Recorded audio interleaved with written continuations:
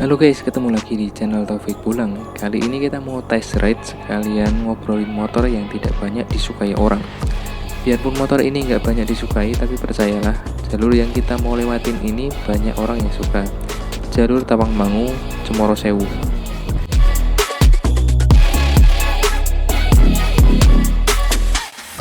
Jadi kita mau buktiin motor jemet yang katanya nggak enak buat adventure, apakah benar seperti itu? Kita jajal di jalur yang banyak disukai orang. Semoga video ini bisa dinikmati kontennya, bisa dinikmatin jalurnya. Oke, dari sini kita coba nanjak pakai jalur yang lama ya. Kalau jalur kanan kan landai, tapi yang kiri ini tanjakannya lebih tinggi dan panjang. Kita tes berapa kuat. Ini masih tanjakan pemanasan sih.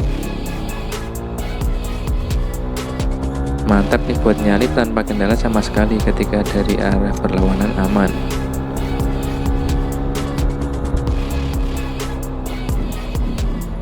Nah, kalau stop and go di tanjakan ini emang rada berat tapi masih aman ya. Kalau longgar sih langsung bisa was-was, tenaganya mantep banget.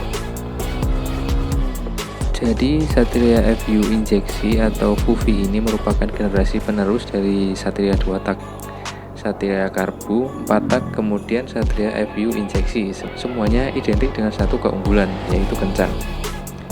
Tapi kan Satria boros, riding position tidak nyaman, dipakai jalan jauh, pegel, spare part mahal, nggak bisa bawa barang banyak, nggak enak buat antar bocah sekolah. Itu yang sering dikeluhkan. Tapi kalau urusan kencang, sepertinya emang nggak ada yang mengeluh. Satria itu emang kencang. Simak video ini sampai habis karena nanti kita berangkat dan pulangnya lewat jalur yang berbeda, mumpung cuaca lagi cerah. Kalau ngelewatin jalan yang bolong-bolong gini emang enggak enak. Berasa masih enak naik Thunder 125 kemarin dengan shock yang udah diset di paling empuk.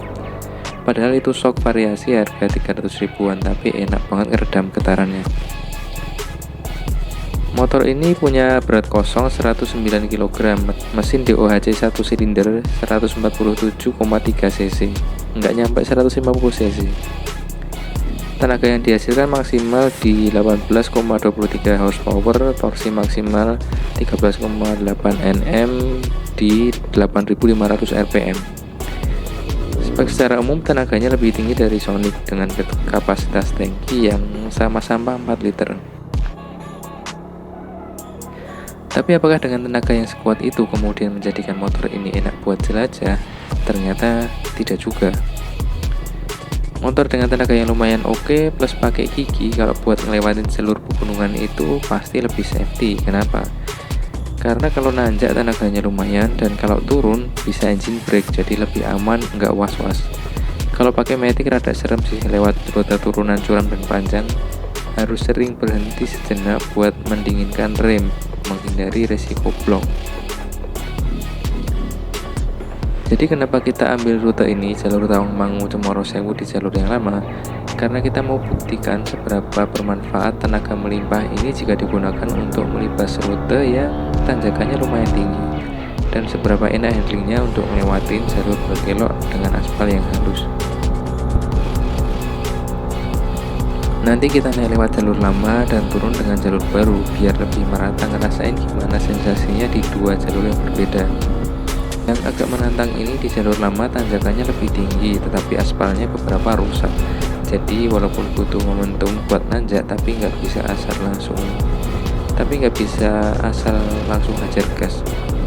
Dengan berat badan pengendara yang cuma 61 kg dan bawa ransel kamera dan peralatan video, nggak ada masalah sama sekali sih. Beberapa tanjakan tinggi nggak sampai harus oper gigi 1, pakai gigi 2 pun napasnya masih longgar. Sebelum di rute ini pernah juga aku pakai boncengan, malah naik ke puncak Telomoyo dengan membawa tas ransel, tapi itu pun masih aman cuk di gigi 2. Sempat harus oper ke gigi 1 karena kepotong jeep wisata yang ngerem mendadak. Tanjakan dari Pasar Tawangmangu menuju Skipan ini treknya lumayan panjang. Dulu paling sering nanjak sini pakai Revo generasi yang pertama, lumayan berat sih. Tapi kalau pakai Fuvi ini lancar.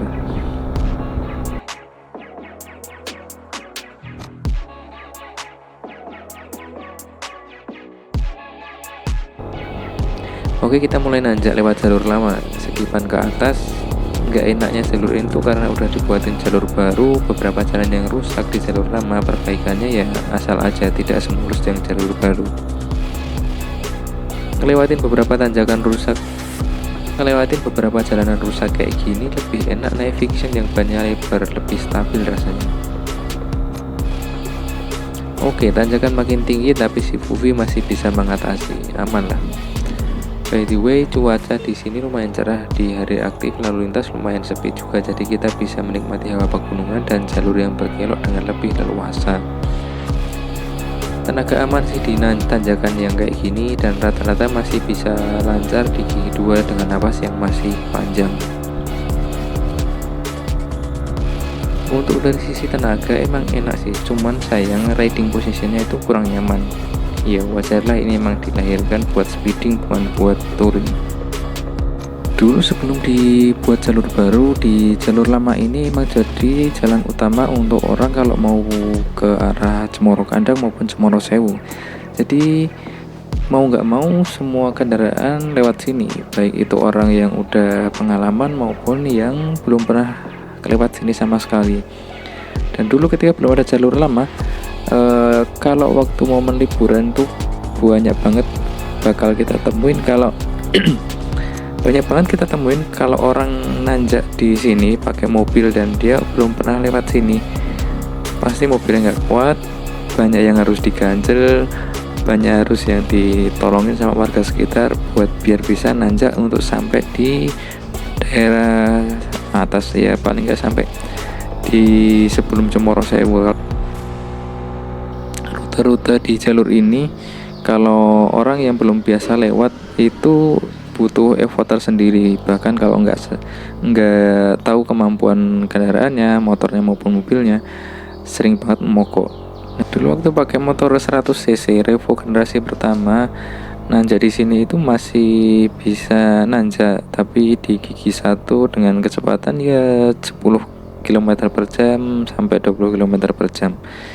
Kalau mau dipaksakan oper ke gigi 2 udah pasti habis tenaganya.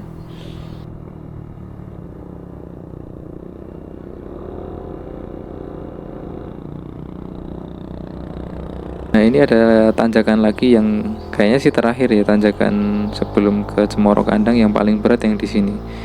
Ini treknya nanjaknya curam dan panjang. Jadi kalau dari atas itu pakai matic turunan panjang lumayan ngeri sih. Kalau nanti belum sampai di bawah tapi rem udah panas bisa plong.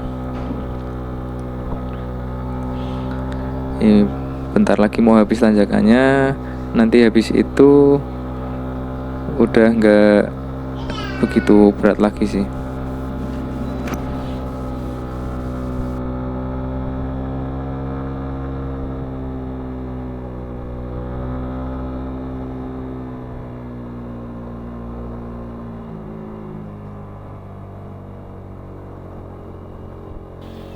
Di jalur ini tuh sebenarnya pemandangannya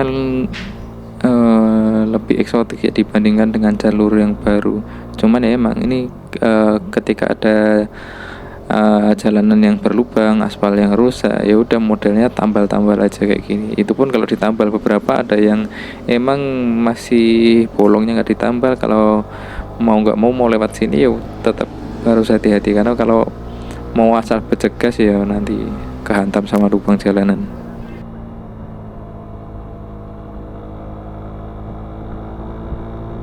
Habis belokan ini nanti ada tanjakan lagi, cuman nggak se ekstrim yang sebelumnya sih. Tuh pemandangan dari Gunung Lawu udah kelihatan makin mantap.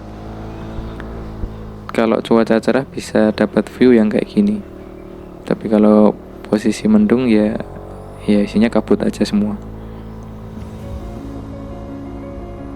Nah, kalau udah ketemu jalan utama lagi kayak gini, mantap, aspal halus, kelokannya lembut, dan kita bisa tancap gas semampu kita, mau berapa, 100, 120, 130.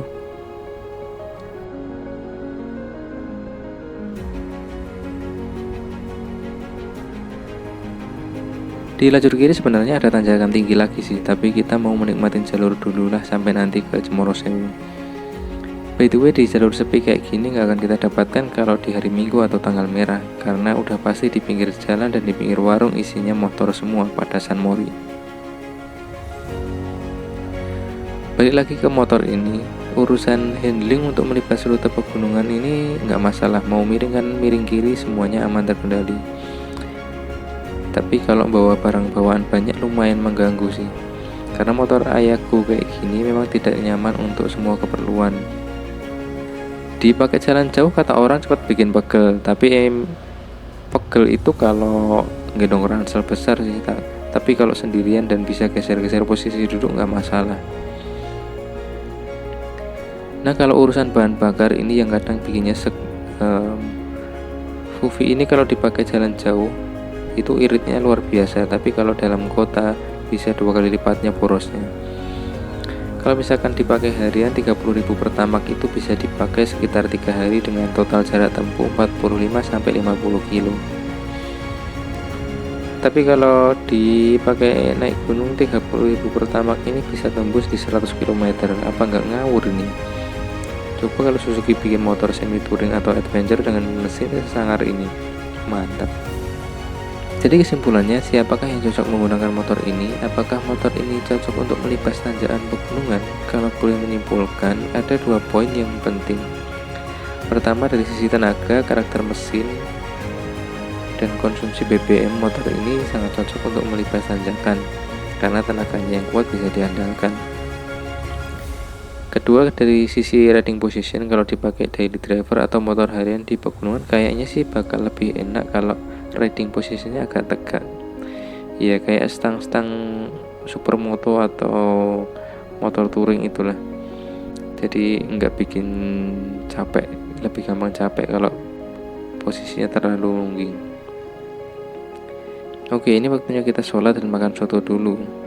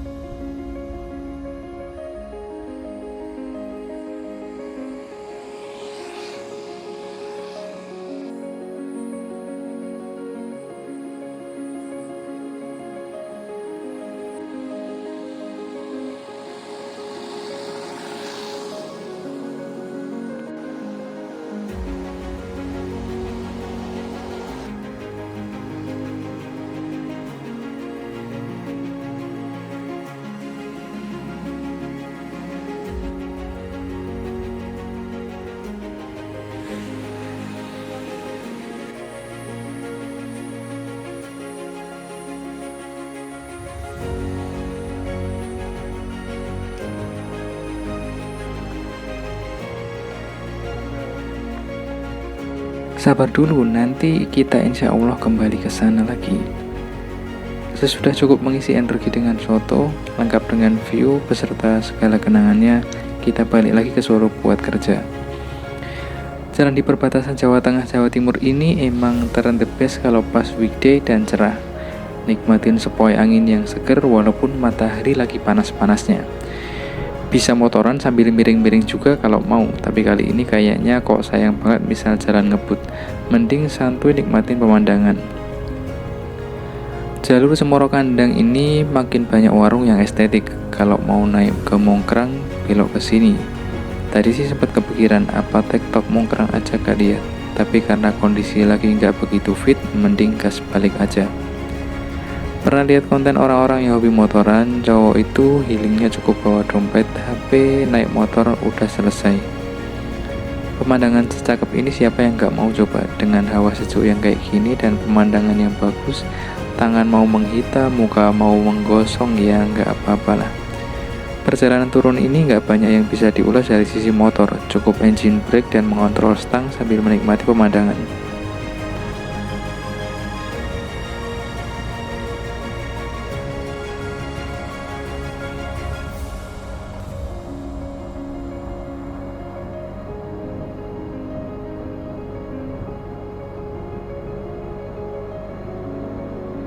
Dulu di jalur ini waktu awal buka masih menyeramkan karena tebing yang dikeruk masih belum banyak pepohonan lagi. Alhasil Sempat beberapa kali longsor hingga akses terputus, tapi sekarang udah cukup kondusif. Barisan bukit yang ada di kiri jalan ini sebenarnya masih hutan yang cukup luas, dan kalau mau dieksplor, kamu bisa jelajahi mulai dari bumi perkemahan Sekipan dan naik ke atas, itu lanjut terus eksplor hutannya masih asik banget. Cocok buat yang suka hiking atau jelajah di daerah yang tidak terlalu tinggi, tapi view-nya udah dapet, hawanya seger, masih hutan beneran. Tapi kalau mau nembus ke jalan raya juga nggak terlalu jauh. Bagi sebagian orang introvert, berada di tempat sepi kayak gini itu nyegerin banget. Tapi bagi orang extrovert kayak kurang kerjaan aja sih, mereka lebih senang keramaian, sedangkan orang introvert lebih damai di tempat yang sepi. Akhirnya ini jadi video yang panjang untuk mengulas dari sisi motor maupun rute. Makasih buat yang udah nonton, makasih juga buat yang udah subscribe, dan kita ketemu lagi di video berikutnya.